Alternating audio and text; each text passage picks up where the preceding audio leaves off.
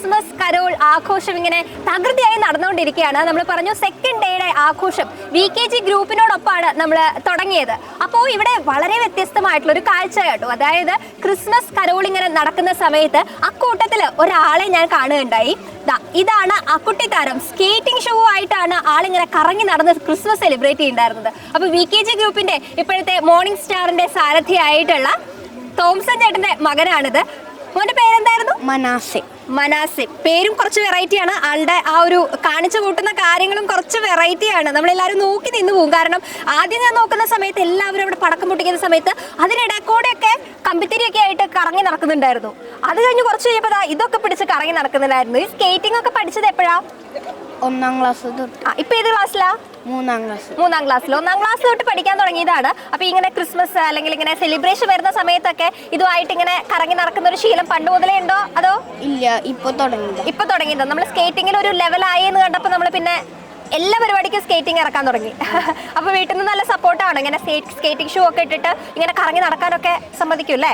അവർക്കും ഇഷ്ടമാണോ? സമ്മതിക്കില്ല. ഇഷ്ടമൊക്കെ, പക്ഷെ സമ്മതിക്കില്ല. അങ്ങനെയില്ല. അപ്പൊ ഈ ക്രിസ്മസ് ആയപ്പോ മോനെന്നാ ചെയ്തോ എന്ന് പറഞ്ഞിട്ട് വിട്ടതാണ്.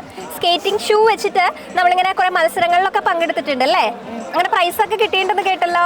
എന്തൊക്കെ പ്രൈസ് കിട്ടിയിട്ടുണ്ട്? നമുക്ക് കുറെ കിട്ടിയിട്ടുണ്ട്. അപ്പൊ പറയാൻ പറ്റുമോ? ഓർമ്മയുണ്ട് എന്തൊക്കെയാണ് കിട്ടിയതെന്ന് പറയാനായിട്ട്? മെഡൽ കിട്ടിയിട്ടുണ്ട്. ഏതൊക്കെ മത്സരങ്ങൾക്കാണ് നമ്മൾ പാർട്ടിസിപ്പേറ്റ് ചെയ്തിട്ടുള്ളതെന്നറിയോ? ഓക്കെ. അപ്പൊ അങ്ങനെ സ്കേറ്റിങ്ങിന് നമ്മൾ പഠിക്കാനുള്ള ഒരു ഇൻട്രസ്റ്റ് വന്നത് മനാസിന് എപ്പോഴാ? മനു എന്നാണ് വിളിക്കുക അല്ലേ? മനു എന്ന് വിളിക്കട്ടെ. മനുവിന് സ്കേറ്റിങ്ങിനോടുള്ള ആ ഒരു ഇൻട്രസ്റ്റ് തോന്നിയത് എപ്പോ തൊട്ടാ? 1ാം ക്ലാസ് തൊട്ട് തുടങ്ങി അല്ലേ? അപ്പൊ നമ്മളിങ്ങനെ വീട്ടിൽ പറഞ്ഞു എനിക്ക് സ്കേറ്റിംഗ് പഠിക്കണം പറഞ്ഞിട്ട് അങ്ങനെ പോയി ചേർന്നതാണോ?